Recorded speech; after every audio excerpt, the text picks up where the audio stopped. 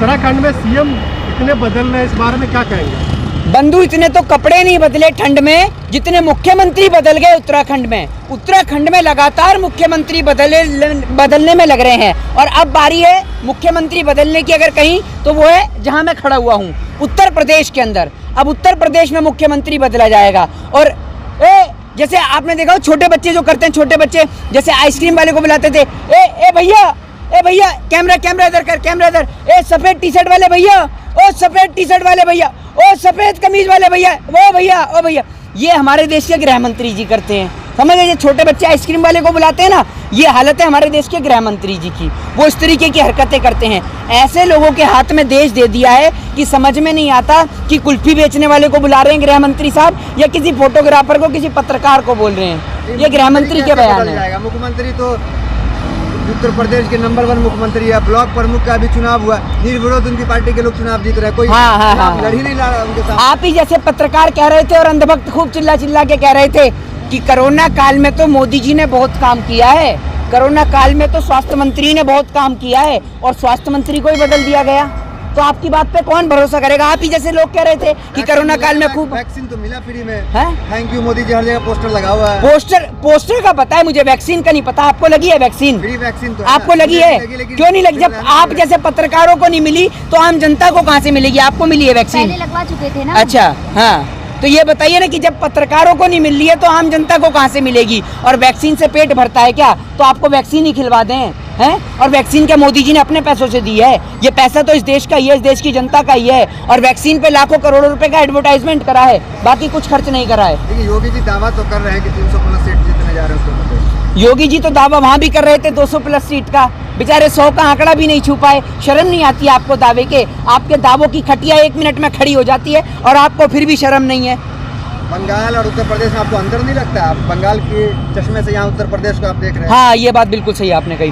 बंगाल और उत्तर प्रदेश में जमीन आसमान का अंतर है। बंगाल में तो इन्हें कुछ सीटें मिल भी गई, लेकिन उत्तर प्रदेश में वो भी नहीं मिलने वाली है। बिल्कुल, यू आर राइट। मैं आपकी बात से बिल्कुल सहमत हूँ कि बंगाल में इन्हें कुछ सीटें मिल भी गई, लेकिन यहाँ नहीं मिलने वाली। यहाँ तो इनका पूरी तरीके से सुपड़ा साफ होने वाला है। सिर्फ बोलने से थोड़े होगा, वजह क्या है? राम मंदिर बन ही गया, एक्सप्रेसवे बन ही रहा है, आप एक्सप्रेसवे खड़े हुए उत्तर प्रदेश के, क्या चाहिए फिर? अरे भाई, कोई फायदा नहीं होने वाला। चाहे आप कैबिनेट मंत्री में बदलाव करें, चाहे कुछ भी करें, मंत्री तो वही रहेगा ना, मदारी तो वही रहेगा। बाकी जो है आप देख रहे हैं वो बंदर ही तो चेंज हो रहे हैं, बाकी मदारी तो वही है। और दूसरी बात, जिस तरीके से महाराणा प्रताप का नाम लेते ही लोगों को चेतक याद आ जाता है, अश्व याद आ जाता है, ना जाने क्यों गधे का नाम लेते ही। चलो खैर, हमें राजनीति करके क्या करना, हमें राजनीति में नहीं पढ़ना, ठीक है, तो मैं नहीं बोलता। लेकिन पता नहीं क्यों गधे का नाम लेते ही लोगों का एकदम तिलमिला उठते हैं।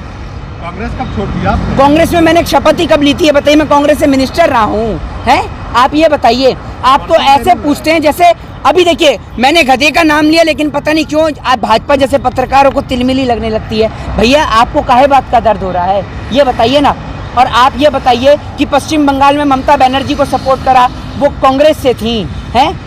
बिहार में आरजेडी को सपोर्ट करा, वो कांग्रेस से थे, कांग्रेस से। हाँ, पता थी आपको ये बोलेंगे, लेकिन ममता बनर्जी समर्थन में थी कांग्रेस के। ये तो बताइए, कौन से स्कूल से पढ़ते हैं? मोदी जी के हाई स्कूल से पढ़ के आए हैं क्या, जिस हाई स्कूल में डिग्री भी नहीं मिलती?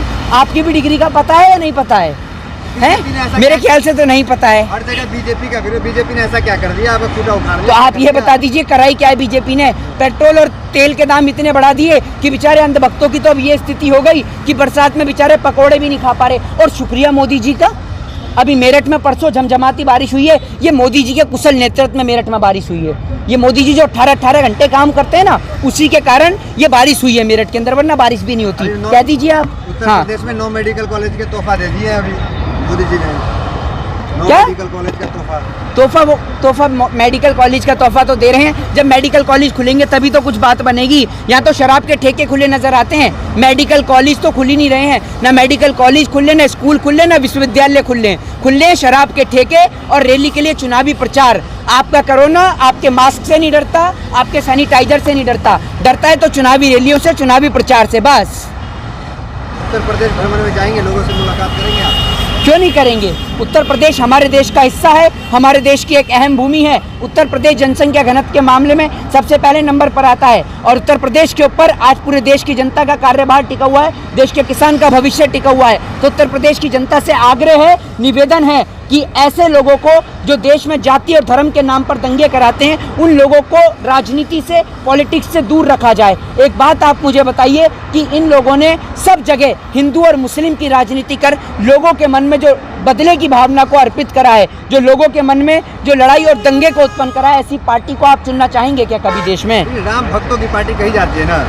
जो राम भक्त है वो बीजेपी के साथ है, मंदिर बना दिए, सब कुछ हो गया, तो राम भक्त लगता है कि अगेंस्ट हो पाएंगे? आप एक बात मुझे बताइए, भारत देश में अनपढ़ जो है, ठीक है, अनपढ़ व्यक्ति ड्राइवर नहीं बन सकता, ठीक है, उसको लाइसेंस नहीं मिल सकता, लेकिन हमारे देश में अनपढ़ प्रधानमंत्री भी बन सकता है, सीएम भी बन सकता है, ठीक है, और तमाम बड़े बड़ी पोस्टों पर भी बन सकते हैं। ये हमारे देश की स्थिति है। और आप कहते हैं राम भक्त, आप सर्टिफिकेट दे रहे हैं या भारतीय जनता पार्टी वाले सर्टिफिकेट दे रहे हैं? आपको एक बात आज बता रहा हूँ सभी लोगों को कि कोई भी किसी भी धर्म को लेकर बात ना करे।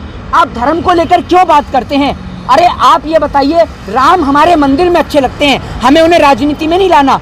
राजनीति पे बात करनी है तो शिक्षा के नाम पे करिए, स्वास्थ्य के नाम पे करिए, बेरोजगारी और महंगाई के नाम पे करिए, पेट्रोल और तेल के दाम के ऊपर करिए। क्यों आपके बस की नहीं है पेट्रोल और तेल के ऊपर दाम की बात करने के लिए जो आप बात करते हैं? बीजेपी ने वही तो किया कि मुद्दा ही खत्म कर दिया आपका राम मंदिर का। मैं आपको देखिए, मैं आपको वही तो बता रहा हूँ, लोगों को माइंड डाइवर्ट करने के लिए इन लोगों ने सिर्फ ये हिंदू और मुस्लिम को लेकर आ जाते हैं। बाकी इनके पास कोई और आइडियोलॉजी नहीं है, इनके पास कोई और मौका नहीं है, कोई और बात नहीं है जिसके ऊपर ये वोट मांग सकें। ये शिक्षा, स्वास्थ्य, तमाम चीज़ें की बात बंगाल में की, कहाँ सफलता मिली? हाँ जी, शिक्षा, स्वास्थ्य, तमाम चीज़ें की बात बंगाल में इन्होंने की, लेकिन वहाँ सफलता कहाँ मिली? एक बात आप बताइए, आप बंगाल में थे या फिर कहीं हिंदुस्तान के किसी और कोने में थे? हैं? जब आप बंगाल में थे तो आपको ये नहीं पता? बंगाल से चिल्ला रहे थे हिंदू खतरे में है, प्रधानमंत्री कैसे कर रहे थे? दीदी, ओ दीदी, दीदी ने ऐसा भगाया कि उत्तर प्रदेश में खड़े होने लायक नहीं बच रहे। तो शर्म नहीं आती आपको? है?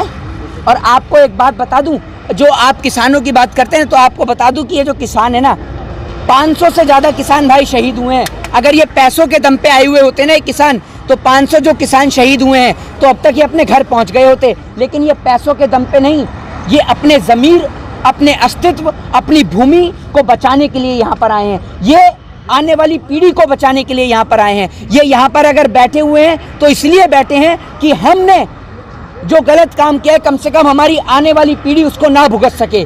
जो हमने ऐसे लोगों को वोट देके कुर्सी पे बिठाया है वो दोबारा कभी ऐसी कुर्सी पर ना बैठ सकें। इसीलिए ये लोग आकर, ये जो बूढ़े लोग आप देख रहे हैं ना, आज भी इनके अंदर इतनी जान है कि इनके हौसले आपको उत्तर प्रदेश के इलेक्शन में दिखाई देंगे। बहुत देखा आपने बंगाल में खेला, लेकिन अब की बार देखेंगे उत्तर प्रदेश में किसान का खदेड़ा। ये किसान अगर आपको इस मिट्टी से अनाज पैदा कर खिलाना जानता है ना, तो जब बात इसकी मिट्टी की होगी, जब बात इसकी धरती की होगी, जब बात इसकी भूमि की होगी, तो ये किसान, आप ये समझिए, इस मिट्टी के खातिर अगर अपने प्राणों को देना जानता है तो अपनी इस मिट्टी को बचाना भी जानता है। और अपनी इस मिट्टी के खातिर अगर इसको अपनी जान भी देनी पड़े तो ये हंसते हंसते देता है। और आज इसका बेटा जब सरहद की हिफाजत कर रहा है और आप इस किसान को गद्दार बताते हैं, देशद्रोही बताते हैं, आप आतंकवादी बताते हैं, आपको सबसे बड़ी शर्म आनी चाहिए कि इसके हाथों से पैदा किए हुए अनाज को खाने के बाद देख लीजिए कैसे हो जाते हैं हाथ। देख लीजिए, ये किसान का हाथ है,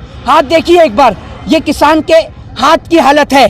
कम से कम शर्म करिए इस किसान को आतंकवादी, खालिस्तानी और पाकिस्तानी बोलने से। नरेंद्र मोदी जी और भारतीय जनता पार्टी के वो तमाम देश के गद्दार नेता जो किसानों को आतंकवादी बताते हैं ना, आकर एक बार इनका हाथ देखिए। इनके हाथ पे कोई मखमली रुई या कंबल नहीं होती।